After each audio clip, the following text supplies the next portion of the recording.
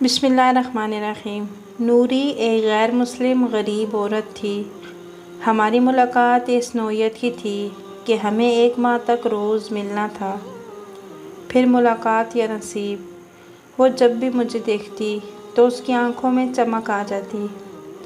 وہ میرے قریب آ کر بیٹھ جاتی۔ باجی صرف آپ ہیں جن کے ساتھ بیٹھتے ہوئے مجھے ڈر نہیں لگتا، ورنہ سب تو نہیں، لیکن کچھ غیر مسلم سمجھ کر حقارت کی نظر سے دیکھتے ہیں۔ میں یہ سن کر مسکرا دیتی۔ میں اسے کیسے بتاتی کہ مجھے میرے باپ نے سکھایا ہے کہ دین ہمیشہ حسن اخلاق سے ہی بڑا ہے، جو کہ آج کل ہے نہیں۔ میں خود اپنی آنکھوں سے دیکھ رہی تھی۔ مسلمانوں کے زوال کی ایک وجہ میرے سامنے بھی تھی۔ لکھوں تو ایک کتاب بن جائے۔ ہماری ملاقات میں کچھ دن باقی رہ گئے۔ وہ اپنے بچوں سے دوری کا ذکر کر کے اداس رہتی۔ نوری آج خوش بھی تھی، اداس بھی تھی۔ باجی آج ہماری عید ہے۔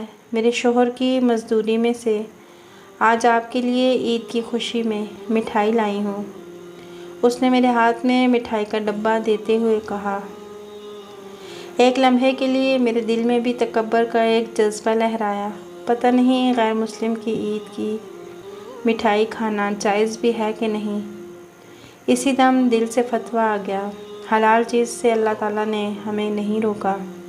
تم اس کی خوشی میں شریک ہو جاؤ، خدا تم سے خوش ہو جائے گا۔ میں نے جیسے ہی وہ مٹھائی منہ میں ڈالی، نوری کا چہرہ خوشی سے دمک اٹھا۔ خوشی سے اس کی آنکھوں میں آنسو، زبان پر ایک ہی لفظ تھا۔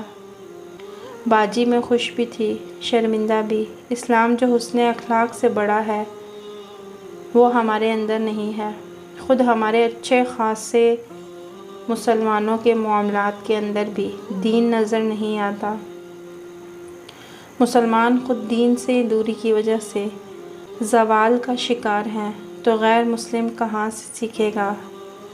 واقعی یہ بات درست ہے کہ دین بڑھتا ہے تو اپنے مسلمانوں کے اخلاق کے زور سے۔